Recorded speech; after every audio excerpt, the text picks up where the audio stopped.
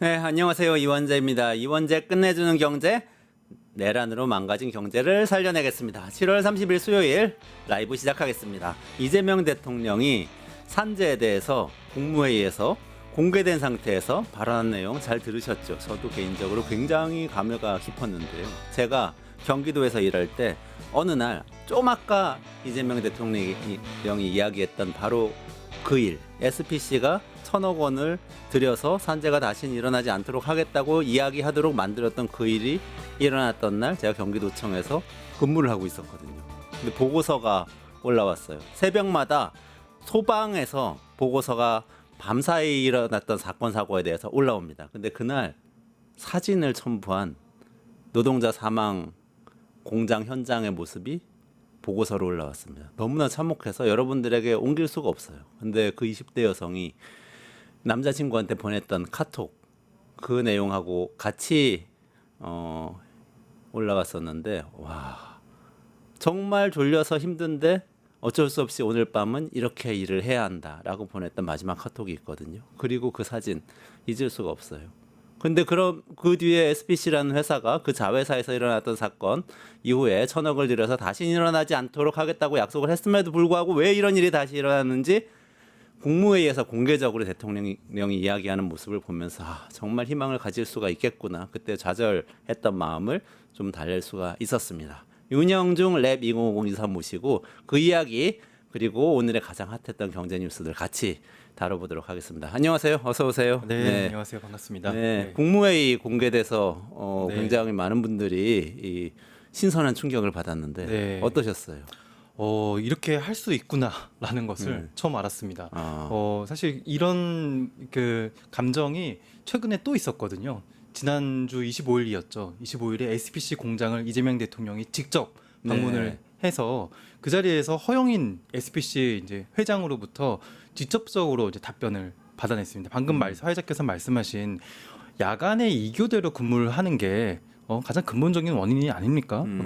저녁 7시부터 다음날 아침 7시까지 근무를 하면 누구라도 졸립지 않겠습니까? 그렇죠. 네, 이렇게 질문을 했고요. 근데 핵심이죠. 그런 측면이 있는 것 같습니다. 라고 답변을 또 받아냈고, 그럼 왜 8시간씩 근무를 안 시키고 12시간씩 일을 시킵니까? 그게 돈도 더 적게 드는데도 불구하고 제가 한번 맞춰볼까요? 답변이 별로 없으니까 하면서 네. 그 이유까지 본인이 직접 얘기를 했었죠. 네. 그러니까 저는 그 장면을 보면서 그런 생각이 들었어요. 그동안 우리는 기업이나 다양한 현장에서 끔찍한 일, 굉장히 안타까운 일들이 발생했을 때, 그 현장에 어찌 보면 책임자들을 어떻게든 국회 국정감사장으로 불러내려고 증인으로 채택하느니 아느니 옥신각신하면서 정치적인 책임을 묻기 위해서는 국회 국정감사장에 불러내려고 노력을 했었습니다.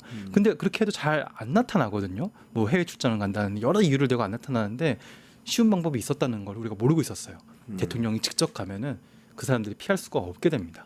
그래서 저는 국무회의 생중계에도 비슷한 느낌의 아주 신선한 충격을 받았는데요.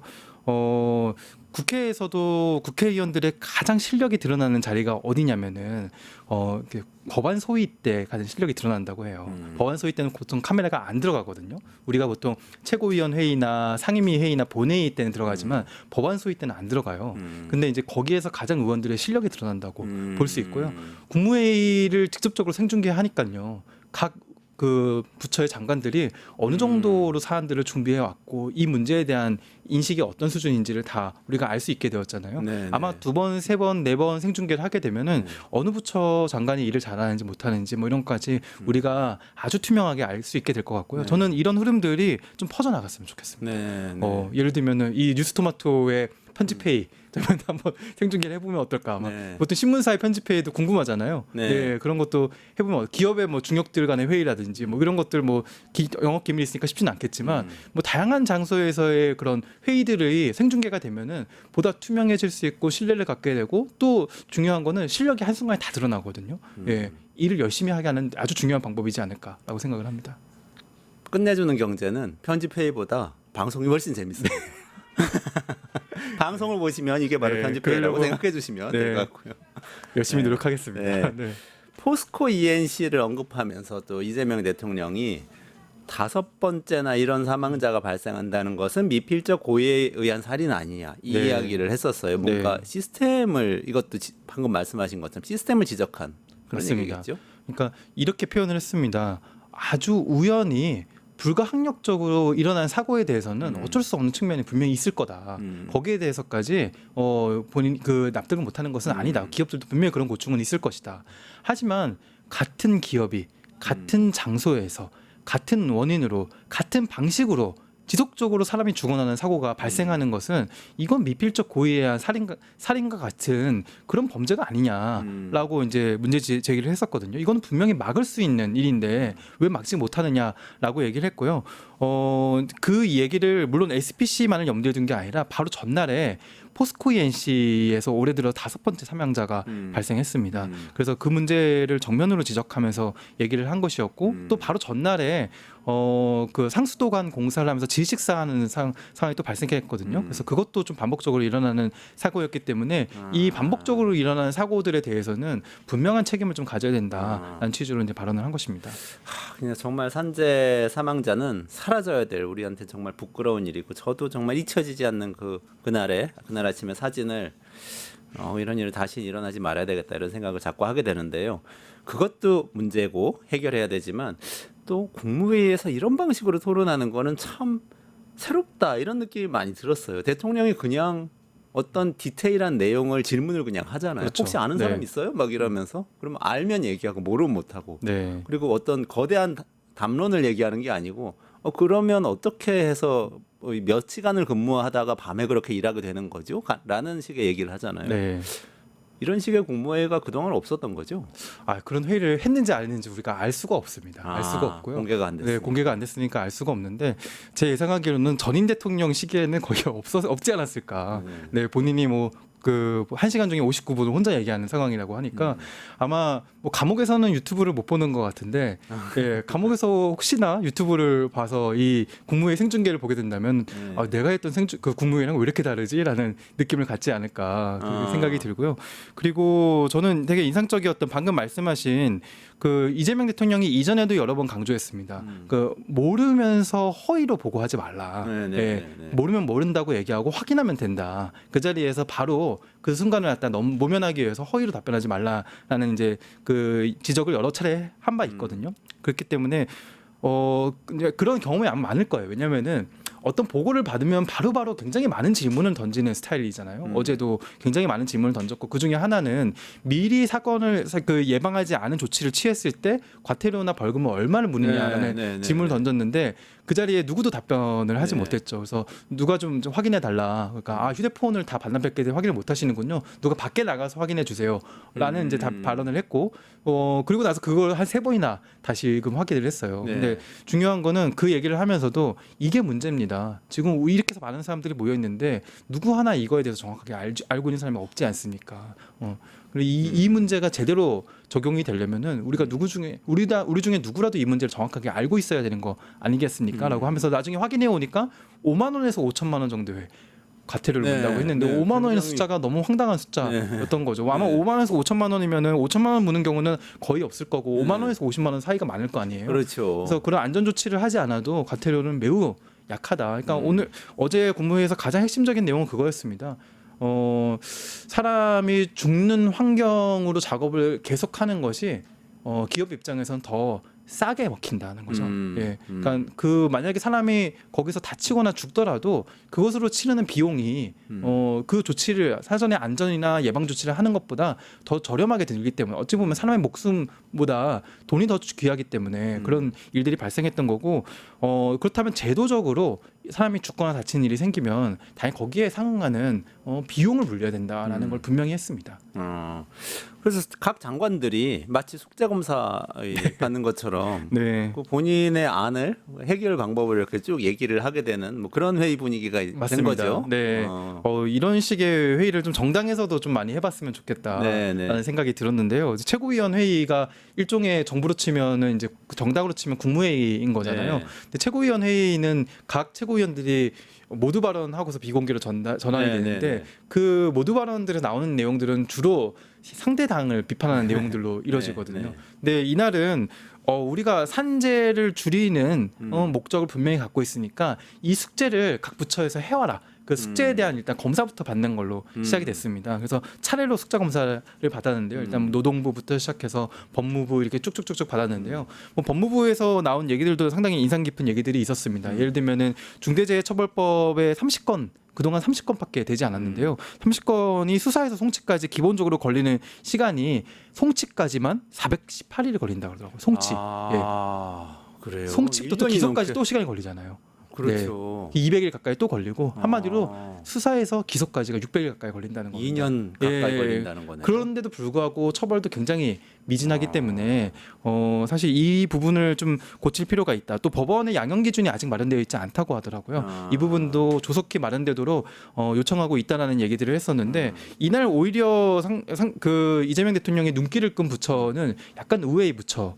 네, 어디죠? 금융위원회. 요즘 금융위원회. 금융위원회가 이재명 대통령의 집중적인 관심을 좀 받고 있는데요. 그러네요. 네, 금융위원회가 두 가지 방안을 이제 네, 얘기를 했는데 네, 네. 첫 번째 방안은 ESG 평가를 상장 기업에 대해서 하고 있는데 물론 평가를 하고 있지 거기에 대한 공시는 아직 이런 의무는 없습니다. 근데 평가를 하고 있는데 산업재해를 발생할 경우에 특히 중대한 사고가 발생한 경우에 ESG 평가에 감점이 이루어지는 시스템을 좀 만들어서 평가 등급을 떨어지게 해서 기관 투자들이 그걸 투자에 참고하게 하는 방안을 첫 번째로 얘기를 했고요. 네, 두 번째는 대출입니다. 이제 대출을 할 때 물론 국책은행들도 있고 또 일단 민간은행들도 상당히 공공의 영역에서 이제 네, 그 네, 네. 금융감독원이나 금융위원회 이제 어떻게 보면 지휘를 받기 때문에 대출을 할 때 이런 기업의 평판 특히 중대 사고가 같은 요소들을 반영시켜서 대출을 승인해주면 어떻겠느냐라는 두 가지 방안을 얘기를 했는데요. 어찌 보면 기업들로서는 가장 치명적인 것을 건드리는 그런 조치들로 볼 수가 있죠. 그래서 이재명 대통령도 가장 인상적인 그런 이제 조치들이라고 바로 이제 호응을 하면서요. 그래서 이런 산업재해가 중대한 산업재해가 발생하면 지속적으로 공시하게 해서 주가가 좀 확 떨어지게 만들어야 되는 거 아니겠느냐. 그리고 대출도 규제를 해야 되는 거 아니겠느냐라는 거 얘기들을 했었고요. 그 점에 대해서 금융위원장도 바로 검토를 해보겠다라는 얘기가 나왔습니다. 정말 좋은 방법인 게 돈을 움직여야 돼요. 맞습니다. 돈을 움직여야 기업들이 움직인다고요. 근데 참 저는 복지부에서 아무 말도 안 해서 좀 아쉬운데 복지부가 국민연금을 관할하잖아요. 네. 국민연금이 투자할 때 아니 이렇게 반복적으로 산재 사망 사고가 일어나는 기업에서는 투자 철회하겠습니다. 이렇게만 얘기해도 맞습니다. 상당한 이 점수를 딸 수가 있었을 텐데 금융위원회한테 밀리다니 너무 네. 아쉽습니다. 복지부도 물론 조만간 그런 이제 입장을 좀 내지 않을까라는 저도 예상하고 있고요. 네. 네, 복지부도 당연히 산업재해에 대해서 할 수 있는 얘기들이 많이 있습니다. 특히 최근에 온열 진환과 관련해서 적극적으로 그 어떻게 보면 가이드라인도 배포하면서 네, 네, 예, 네. 거기에 대한 입장들을 얘기를 하고 있고요. 네. 그리고 최근에 또 이제 어제 국무회의의 이후에 여러 이제 지식인들의 반응들, 어떤 사회 각계의 반응들이 있었었는데요. 사회 책임 투자 분야의 좀 전문가신 그 서스틴베스트의 류영재 대표가 네, 네, 네, 네. 본인의 뭐 페이스북에 여러 의견들을 내놨는데요.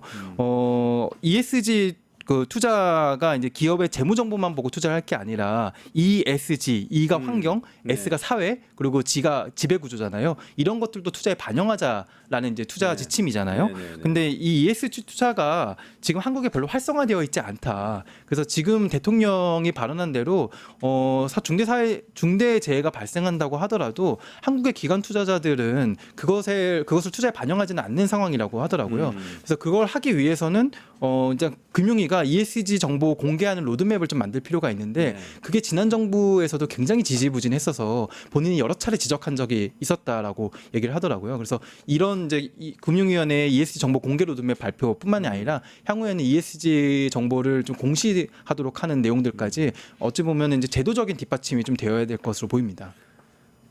금융위원회에서 ESG 이 정보를 그러니까 뭐 산재 사망자가 얼마나 났는지 탄소를 얼마나 배출하는지 뭐 쓰레기는 얼마나 배출하는지 이런 거 내용을 재무 정보 그러니까 이익 얼마 냈는지하고 같이 보고하는 거 그렇게 공개하는 걸 이제 ESG 공시라고 그러잖아요. 네. 근데 그거를 하겠다고 하고 로드맵이라는 걸 발표를 하겠다고 한 게 벌써 8, 9년 전이에요. 근데 아직까지도 안 한 거예요. 안 하고 있다가 문재인 정부는 그냥 끝났고 윤석열 정부가 와서 로드맵을 없애버린 거예요. 그냥 쥐도 새도 모르게 별로 화제도 되지 않아서 우리 잘 모르잖아요. 네. 그런 상황입니다. 윤석열 정부가 후퇴시킨 것들이 한두 가지가 아닌데 이것도 그중에 하나고 만시지탄이죠. 네. 이게 그때 의무화돼서 기업들이 공개하기 시작했고 그것 때문에 투자자들이 움직이기 시작했다면 돌아가신 분들이 돌아가시지 않았을 맞습니다. 수도 있는 거예요. 정말 심각한 문제입니다. 네. 저는 이번 한 차례로 끝내지 말고요. 꼭 대통령이 할 필요 없으니까요. 네, 국무총리가 2차 회의를 진행해도 되고 하니까요. 저는 2차 회의를 통해서 이날 나왔던 과제들이 어떤 식으로 정책화가 되는지, 특히 저는 이날 나왔던 방안들 중에 대출 규제는 충분히 해볼 만한 그런 정책이 아닐까. 물론 그냥 지금 입법이 되지 않은 상태로 대출 규제를 하면 위법의 소지가 있으니까 입법도 같이 뒤따르면서 대출 네. 규제를 하면 기업으로서는 대출을 바로 조이게 되면 네, 바로 네, 직접적인 위협을 받게 되거든요. 그래서 네. 저는 기업에 제대로 된 비용도 물리고 대출 규제도 하고 뭐 징벌적 배상도 시키고 여러 가지 뒤따른 조치들이 나오는 그런 과제 점검 회의를 한두 차례 더 열어서 제대로 이 문제를 매듭 짓고 넘어갔으면 좋겠습니다.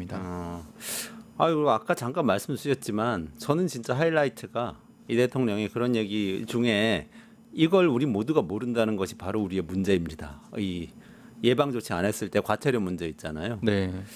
그 얘기를 하는 걸 보면서 정부회가 이렇게 진행되면 훨씬 일이 뭔가 효율적으로 돌아가겠다 이런 생각이 든 게 많은 정부의 민간 전문가들도 부르잖아요. 저도 가보면 대부분의 경우에 그냥 회의 순서가 딱 있고 회의 순서대로 의장은 그냥 쭉 읽어요.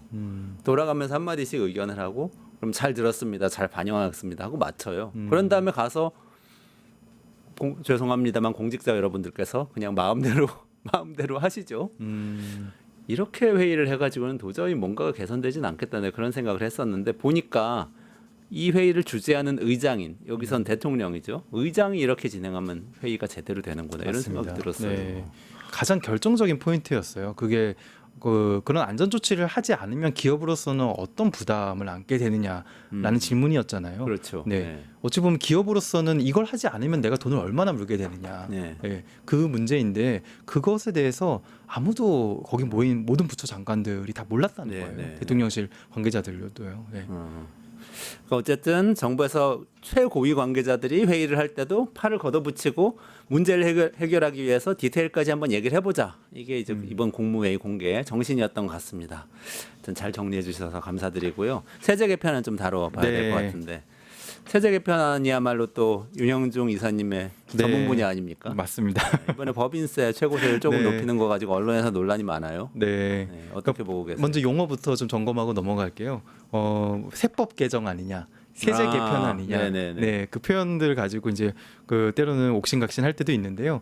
일단 세제 개편안은 보통 정부가 첫 해 임기 때 세제 큰 틀에서 세제를 좀 손질하겠다라는 이제 방침을 내놓을 때 꼭 첫 해는 아니어도 괜찮습니다. 아무튼 세제 전반을 좀 개편하겠다라는 취지로 발표를 할 땐 세제 개편안이라는 표현을 하고요. 그리고 뭐 세법의 일부 손질에 그친다라는 얘기들을 할 때는 보통 세법 개정안 이라고 이제 표현을 하죠. 근데 물론 뭐 실질은 같습니다. 뭐 세제 개편안이라고 주어져도 뭐 각 세법에 대한 이제 개정안들이 나오는 것이고요. 그리고 이거는 왜 정부가 세제 개편안을 얘기하느냐? 입법은 그 국회의 권한인데 이 세제 개편에 따라서 내년도 세수입이 달라집니다. 내년도 세수입에 따라서 또 내년도 예산 편성이 달라지게 되죠. 그래서 정부는 보통 8월 정도에 그 세제 개편을 쫙 이제 마무리한 다음에 9월 초에 이제 바로 예산안과 함께 세제 개편안을 국회로 제출을 하게 됩니다. 그때부터 네네네. 이제 본격적인 국회의 시간들이 흘러가게 되는 거죠. 그래서 네. 지금 8월에 어찌 보면은 이재명 정부의 첫 세제 개편안이 이제 나올 텐데요. 어찌 보면 지금 막바지 작업 중이라고 볼 수 있습니다. 네네네. 하지만 최근에 이제 기획재정부의 모든 보도 자료는 아직 정해진 바가 없습니다. 아직 공식적으로는 매일매일 아니군요. 뭐 이 보도 내용 이렇게 언급하면서 아직 정해진 바 없습니다. 그 보도 내용을 매일매일 보도 자료를 내고 있는데요. 아무튼 그럼에도 불구하고 많은 언론 보도가 나오는 것은 정부가 지금 본인들이 구상하고 있는 세제 개편안에 대해서 국회에 충실하게 설명을 해야 되기 때문에 네네. 의원실을 열심히 이제 취재하고 다니는 기자들에게 여러 정보들이 나올 수밖에 없는 상황이거든요. 그리고 단독이라고 그러면서 법인세 다시 25%다. 네. 단독이라고 그러면서 뭐 증권거래세 뭐 다시 도입한다. 뭐 네. 이런 얘기들 나오는 거. 그렇습니다. 그런 게 다 그래서 사실 확정된 건 아니군요, 지금. 그렇습니다. 보통 정부가 이런 식으로 반박하거나 아니면 확정된 게 없다라고 보도자료를 내는 경우에는 진짜 정해진 게 아니다라고 볼 수도 있는데요. 이런 세제 개편안과 세법 개정안에 관련된 지금의 많은 언론 보도들 조금 혼란스러운 측면들도 물론 있긴 하지만요. 그렇게 근거가 없는 보도들은 아니다라는 말씀을 먼저 드리고요.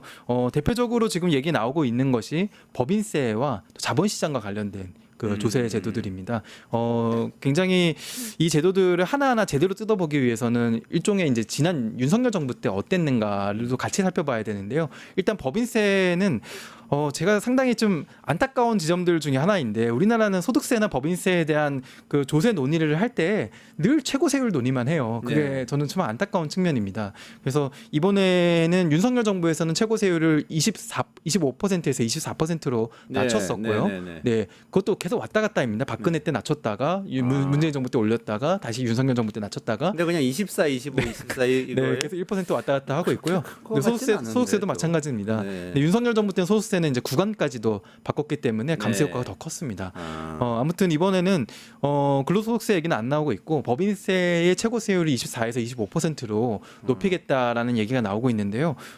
이 얘기는 우리가 좀 잘 봐야 될 게 지금 법인세 최고세율뿐만이 아니라 각종 대기업들의 실효세율이라고 하죠. 네네. 예, 그 명목상의 세율 말고요. 명목상의 세율과 실효세율의 차이는 무엇이냐면은 명목상의 세율로 보통 세금이 부과되는 것이 아니라 각종 공제로 세금을 감면받습니다. 그 감면을 다 빼고 나서 실제로 내는 세금이 얼마냐, 내가 버는 이익 대비해서 내는 세금이 얼마냐, 이게 실효세율인데요. 한국의 대기업들의 실효세율은 지금 급격히 낮아지고 있는 상황입니다. 그래서 실효세율을 다시 높이기 위해서는 최고세율을 높일 필요도 있지만 또 한 가지 방법은 그럼 뭘 감면해 주느냐, 그 감면하는 조치들을 원상복구시키는 것도 그렇죠. 방법인데요. 네네네네. 문제는 지금의 경기 상황이 너무 어렵기 때문에 그 감면하는 조치들을 지금 복구하기에는 상당히 어려운 측면이 있다는 것입니다. 그래서 저는 안타깝지만 이번에는 그런 감면 조치들은 좀 천천히 숙제로 남겨놓고요. 특히 예를 들면 투자세액 공제라든지 반도체 세액 공제의 공제액이 굉장히 컸거든요.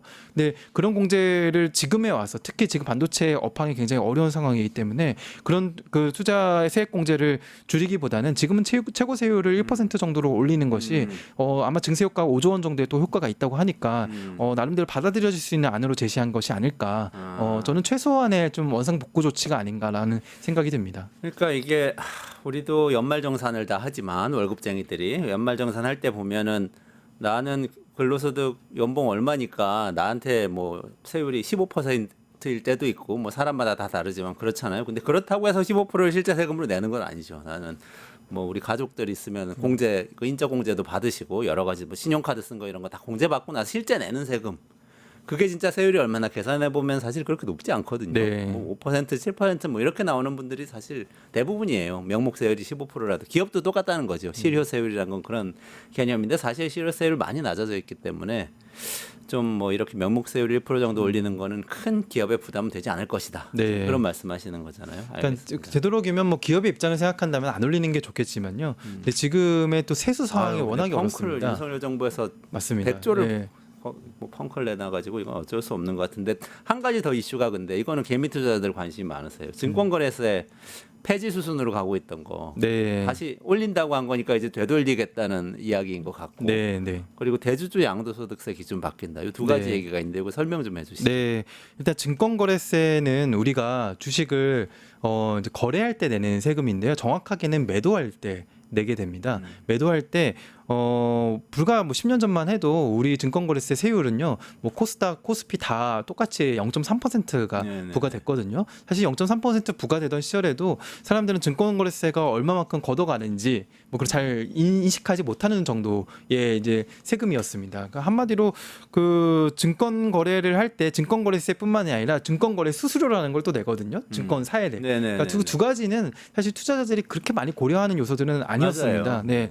그런데 이제 증권거래세를 왜 낮춰주기 시작했냐면은 우리가 금투세를 도입하는 걸 정하면서 아, 2020년에 여야 합의로 그때는 이제 여야 합의로 정했습니다. 그래서 그래서 금투센 투자해서 이익 나면은 세금 내는 거니까 네. 좀 거래할 때 한 내는 건 좀 깎아주고 맞습니다. 없애는 방향으로 가자 뭐 이렇게 예, 가고 있었나 우리는 보네요. 이익에는 거의 세금을 아까 이제 대주주 양도소득세도 얘기할 텐데요. 이익에는 거의 과세를 하지 않고 있었고 거래할 때만 세금을 내고 있었는데, 근데 이익할 때도 이제는 대부분 과세를 할 테니 그러면 거래할 때 내는 세금을 좀 깎아줘야 되는 게 아니냐.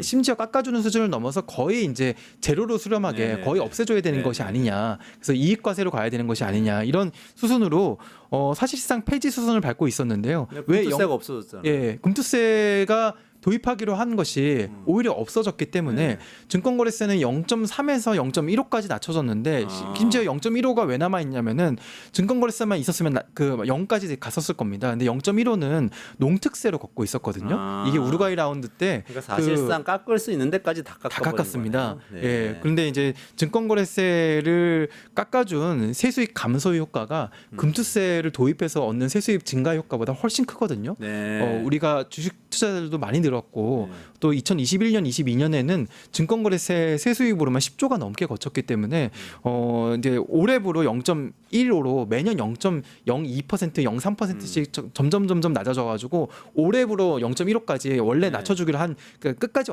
왔습니다. 근데 이 증권거래세 세율을 0.18 혹은 0.20까지는 원복시키는 것이 어떻겠느냐, 올리자. 원상 복귀시키는 게 어떻겠느냐, 이런 게 지금 그 정부의 세제 개편 아직 확정되진 않았지만요, 세제 개편한 보도로서 나오고 있는 것이고요. 네. 근데 저는 어차피 0.3에서 시작된 것을 금투세 도입을 전제로 0.15까지 낮춰준 것이기 때문에 어쨌든 이득이네요. 네, 0.3으로 원복시키자는 것도 아니고 0.18이나 0.20으로 원상복귀시키는 것이기 때문에 물론 0.15%만 내는 사람의 입장에서는 조금이라도 더 내는 게 좋지는 않겠죠. 하지만 우리가 이 논의의 시작점에서 불과 5년 전만 해도 0.3을 내던 것이었거든요. 그렇죠. 네. 아니 뭐 그것도 있지만 어쨌든 재정이 펑크나지 않아야 국가가 제대로 굴러가니까요. 돈도 네. 닦고 군대도 유지하고 뭐 복지도 하고 다 해야 되니까. 맞습니다. 그래서 당연한 말씀인 것 같고 간단하게 이거는 정리해 주시면 좋겠는데 대주주 양도소득세 기준 네, 이것도 좀 논란인 것 같아요. 대주주 아까 제가 주식에서 발생하는 이익은 거의 세금을 거두지 않았다고 했잖아요. 거의라고 표현한 이유는 거두긴 거두고 있었기 때문입니다. 어떤 사람에게만 거두고 있었냐면은 세법상 대주주라고 표현되어 있는 사람들. 이게 그냥 우리가 일반적으로 대주주라는 표현이 아니라 세법상 대주주입니다. 세법상 대주주. 네, 근데 세법상 대주주는 세법으로 정하는 게 아니라 시행령으로 있어요, 대주주. 예, 시행령으로 정하기 때문에 대통령이 마음대로 바꿔왔는데요. 마음대로 바꿔온 게 아니라 사실 이거는 우리가 이익의 과세를 하기 위해서 로드맵을 가지고 20년 넘게 아마 DJ 정부 때인가 YS 정부 때부터 지속적으로 점진적으로 낮춰왔습니다. 대주주 기준을요. 그래서 100억부터 지속적으로 낮춰왔고 박근혜 정부 때 2,050억까지 대주주 기준을 50억까지 낮췄고 그리고 천천히 또 낮추기 시작 박근혜 정부 문재인 정부 이르러서 10억까지 낮췄습니다. 이게 네. 무슨 의미냐면은 10억 한 종목당 10억 이상 갖고 있어야 그러면 이익에 과세를 한다는 겁니다. 그러니까 10억 이하로만 갖고 있으면은 아무리 이익이 많아도 네. 과세되지 않는 것인데 대주주라는 거는 큰 의미가 있는 건 아니고 그러니까 과세 대상이 된다. 과세 이 대상이 얘기군요. 된다는 겁니다. 네. 그러니까 이거를 그때 윤석열 정부가 2024년도에 국회에 어떤 논의도 하지 않고 기습적으로 갑자기 50억으로 올렸거든요. 이 올렸어요. 50억 수준이 언제적 수준이냐면은 2013년도 박근혜 정부 때의 수준입니다. 쭉 내려왔던 걸 갑자기 확 다시 올렸고. 심지어 박근혜 정부 2016년 때는 바로 25억까지도 대주주 기준을 낮추기도 했었거든요. 그래서 20억까지 굉장히 천천히 낮춰왔던 것을 윤석열 정부가 다시 50억으로 올려버렸는데요. 이제 그거를 이번에 뭐 10억으로 낮추는 다시 문재인 정부 때처럼 낮추는 방안에 대해서 세제 개편안에 포함된 것으로 좀 보도가 나오고 있고요. 네. 물론 10억이냐 30억이냐 그 논의가 있을 것 같은데요. 아마 이 부분에 대해서는 이전과는 달리 주식 투자자가 굉장히 많아졌잖아요. 네. 그렇기 때문에 아마 좀 점진적으로 가는 방향들이 모색되지 않을까라는 게 제 예상입니다. 알겠습니다. 오늘 여기까지 진행해야 될 것 배당 같고요. 소득도 얘기를 해야 되는데 네. 네. 그것까지는 네, 지금 다음번에 오늘 예. 네, 다음 기회에 좀 다음번에 해주시고요. 일본이 사고를 쳐가지고 이재명 대통령이 굉장히 곤란해졌다고 합니다. 네, 관세 협상에서 미국하고 관련해서 미국하고 이야기한 내용 중에 정말 미심쩍은 것이 있다. 이 이야기를 길윤영 한겨레 이 논설위원이 전해주실 테니까 조금 기다리셨다가 끝까지 들어주시고요. 윤형중 이사님 여기서 인사드리겠습니다. 고맙습니다. 네, 감사합니다. 유튜브 구독하고 실시간 채팅과 댓글을 남기시면 매일매일 7천 TTCO를 드립니다. 참여 방법은 통통물 어플을 다운로드하고 회원가입과 로그인을 해주세요. 마이페이지에서 나의 회원 고유 번호를 복사해주세요. 유튜브 구독 후 실시간 채팅이나 댓글창에 고유 번호를 한 번만 입력하면 준비 끝! 지금 유튜브 채팅과 댓글 쓰기 참여하고 실천 TTCO 받아가세요.